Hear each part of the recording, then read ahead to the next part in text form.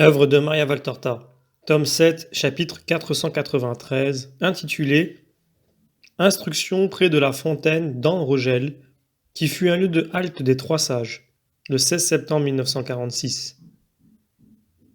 Jésus revient de Béthanie par la route d'en bas, c'est-à-dire la route la plus longue, qui ne passe pas par le mont des Oliviers et qui entre dans la ville en passant par le faubourg de Tophet. Il s'arrête d'abord pour donner quelques secours aux lépreux qui n'ont su lui demander que du pain, puis se dirige vers un grand bassin rectangulaire, couvert et fermé de tous les côtés, sauf un. C'est un puits, un grand puits couvert, le plus grand que j'ai jamais vu, plus encore que celui de la Samaritaine. Il doit d'ailleurs donner davantage d'eau car le sol tout autour s'en ressent et montre une grande fertilité qui contraste avec l'aride et sépulcrale vallée de Hinnon qu'on entrevoit en partie au nord-ouest. Seule une construction en pierre de taille, telle que celle du puits et de sa couverture, n'aurait pu résister à l'humidité du sol. Et les pierres, noires et massives, il n'est pas besoin d'être grand clair pour les juger anciennes, résistent pour protéger l'eau précieuse. Bien que la journée soit sombre, et malgré la proximité des tombeaux des lépreux, qui communiquent toujours une grande tristesse au voisinage, l'endroit est agréable. Cela est dû à sa fertilité, certes, mais aussi parce que, à l'arrière au nord, s'étendent de vastes jardins plantés d'arbres de toute espèce, qui dressent leurs cimes feuillues contre le ciel gris qui s'abaisse sur la ville. Par devant, au sud, la vallée du Cédron, dont le lit s'élargit et charrie des eaux plus abondantes, se fait plus gaie et plus lumineuse en suivant la route qui va à Béthanie et à Jéricho sur un assez long parcours. Il y a beaucoup de monde près du puits. Des femmes avec des amphores, des âniers avec des seaux, des caravanes qui partent ou qui arrivent. Tous puisent de l'eau. Une grande partie du sol est humide à cause des seaux qui débordent quand on les verse dans les récipients. Voix des femmes, paisibles et douces, voix fluettes et perçantes des enfants, voix graves, rauques, puissantes des hommes, ânes qui braient et chameaux qui blattèrent, couchés sous leur charge, en attendant que le chamelier revienne avec l'eau. Tout cela forme une scène très particulière sous un sombre crépuscule où le ciel a des taches étranges, d'un jaune qui n'est pas naturel, inattendu, baignant tout d'une lumière bizarre, tandis que plus haut, de lourds nuages couleur de plomb s'amoncellent en courant vers l'Occident. Les parties les plus élevées de la ville prennent un aspect spectral dans cette lumière insolite contre l'horizon de plomb strié de traits couleur de soufre. Tout ça, c'est de l'eau et du vent, déclare Pierre, sentencieusement, avant de demander « Où allons-nous ce soir ?» Chez l'homme des jardins. Demain, je monte au temple et... Encore ? Fais attention à ce que tu fais. Accepte plutôt l'invitation des affranchis dans leur synagogue, conseille Simon le Zélote. Synagogue pour synagogue, il y a bien d'autres qui ont montré qu'elles désiraient sa présence. Pourquoi en particulier ? Dit Judas. Parce que ce sont les plus sûrs. Cela va sans dire, réplique Simon le Zélote. Les plus sûrs ? Qu'est-ce qui te le laisse croire ? Le fait qu'ils ont su rester fidèles malgré ce qu'ils ont subi. Ne vous disputez pas. Demain, je monte au temple. Je l'ai dit. Pour le moment, restons un peu ici. C'est toujours un bon endroit pour évangéliser. Pas plus qu'un autre, je ne sais pourquoi tu le préfères. Pourquoi, Judas ? Pour plusieurs raisons que je donnerai à ceux qui y sont rassemblés, et pour une autre que je vous partage, à vous en particulier. C'est à ce puits de la fontaine d'An-Rogel que firent halte, incertains et déçus, les trois sages d'Orient, car l'étoile qui les avait amenés de si loin avait disparu ici. Tout autre homme aurait perdu confiance en Dieu et en soi. Eux prièrent jusqu'à l'aube près de leurs chameaux fatigués, seuls à rester éveillés parmi leurs serviteurs endormis. À l'aube, ils se levèrent pour se diriger vers les portes, défiant le danger d'être pris pour des fous et des fauteurs de troubles, défiant même le danger qui menaçait leur vie. Rappelez-vous, cela se passe sous le règne d'Hérode le sanguinaire, et il suffisait de bien moins que ce que les sages voulaient lui dire pour qu'il décrète leur mort. Mais eux me cherchaient. Ils ne cherchaient pas la gloire, la richesse, ni les honneurs. Ils me cherchaient, moi seulement, un petit enfant, leur Messie, leur Dieu. La recherche de Dieu, parce qu'elle est bonne, donne toujours tous les secours et toutes les hardiesses. Les peurs, les déchéances sont le lot de ceux qui rêvent de bassesse.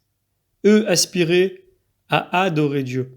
Ils étaient forts de cet amour et quelques heures plus tard, celui-ci fut récompensé. C'est ici, pendant la nuit lunaire, que l'étoile réapparut à leurs yeux. L'étoile de Dieu ne fait jamais défaut à qui cherche Dieu avec justice et amour.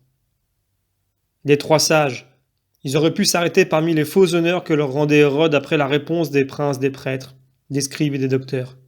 Ils étaient si las.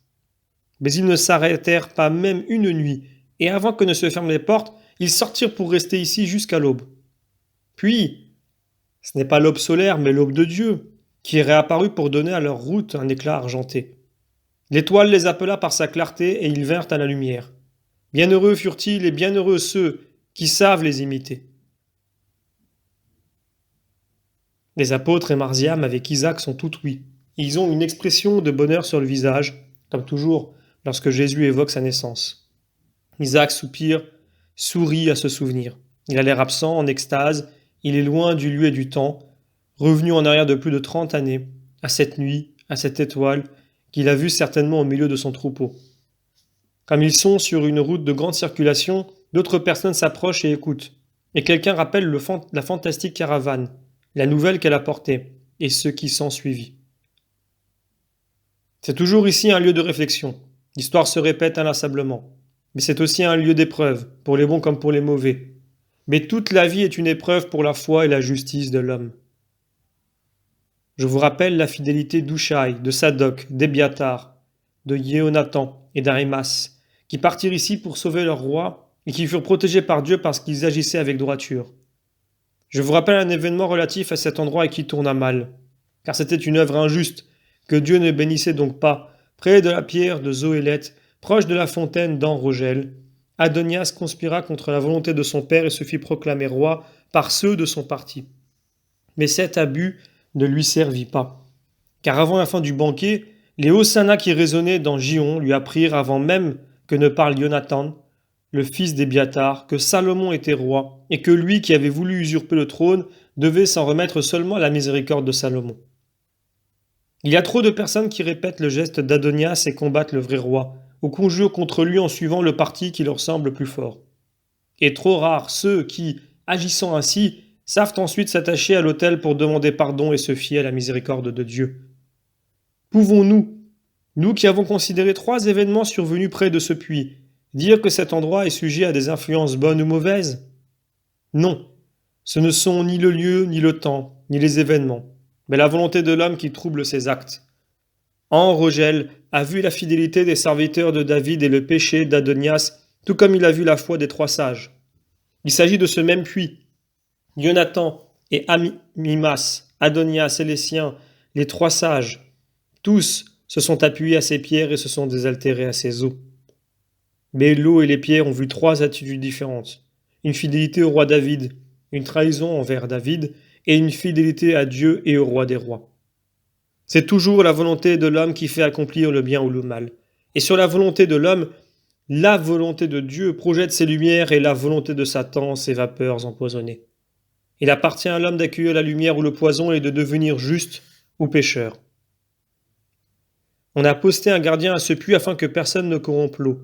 Qui plus est, on lui a édifié des murs et un toit pour que le vent n'y fasse pas voler des feuilles ou des ordures qui souilleraient cette eau précieuse. De même, Dieu a établi pour l'homme un gardien, sa volonté intelligente et consciente, ainsi que des abris, les commandements et les conseils des anges pour éviter que son âme ne soit corrompue, sciemment ou inconsciemment. Mais quand l'homme corrompt sa conscience, son intelligence, il n'écoute pas les inspirations du ciel, il foule aux pieds la loi, il est semblable à un gardien qui laisse le puits sans surveillance, ou comme un fou qui en démantèle les défenses. Il laisse le champ libre aux ennemis sataniques, aux concupiscences du monde et de la chair, et aux tentations que, même si on ne les favorise pas, il est toujours prudent de surveiller et de repousser. Fils de Jérusalem, Hébreux, prosélytes, voyageurs, que le hasard a réunis ici pour écouter la voix de Dieu, faites preuve de la vraie sagesse qui consiste à savoir défendre son propre moi des actions qui déshonorent l'homme. J'aperçois ici de nombreux païens. Je déclare qu'il ne s'agit pas seulement de se procurer des richesses et des marchandises, mais qu'il y a autre chose à acquérir, et c'est la vie de son âme, car l'homme possède en lui une âme, un esprit impalpable, mais qui est ce qui le rend vivant, un principe qui ne meurt pas, même après que la chair est morte, une image de Dieu qui a le droit de mener sa vie véritable, éternelle. Or, c'est impossible si l'homme tue son vrai lui-même par ses mauvaises actions. L'idolâtrie et le paganisme ne sont pas insurmontables. Le sage médite et se dit « Pourquoi devrais-je suivre des idoles et vivre sans l'espérance d'une vie meilleure ? Alors qu'en allant au Dieu vrai, je peux conquérir la joie éternelle. » L'homme est avare de ses jours et la mort lui fait horreur. Plus il est enveloppé dans les ténèbres d'une fausse religion ou dans l'incroyance, et plus il craint la mort.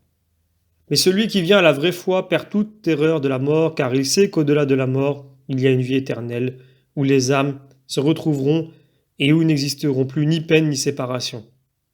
Il n'est pas difficile de suivre le chemin de la vie.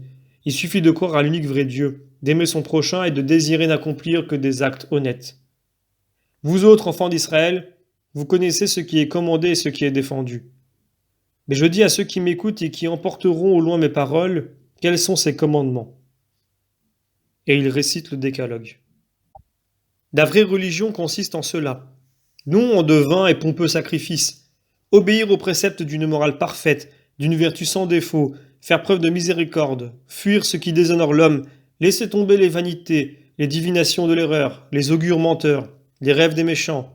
Comme dit le livre sapientiel, user avec justice des dons de Dieu, en d'autres termes de la santé, de la prospérité, des richesses, de l'intelligence, de la puissance, ne pas avoir d'orgueil, qui est un signe de sottise, car l'homme est vivant, en bonne santé, riche, sage, puissant, tant que Dieu le lui accorde.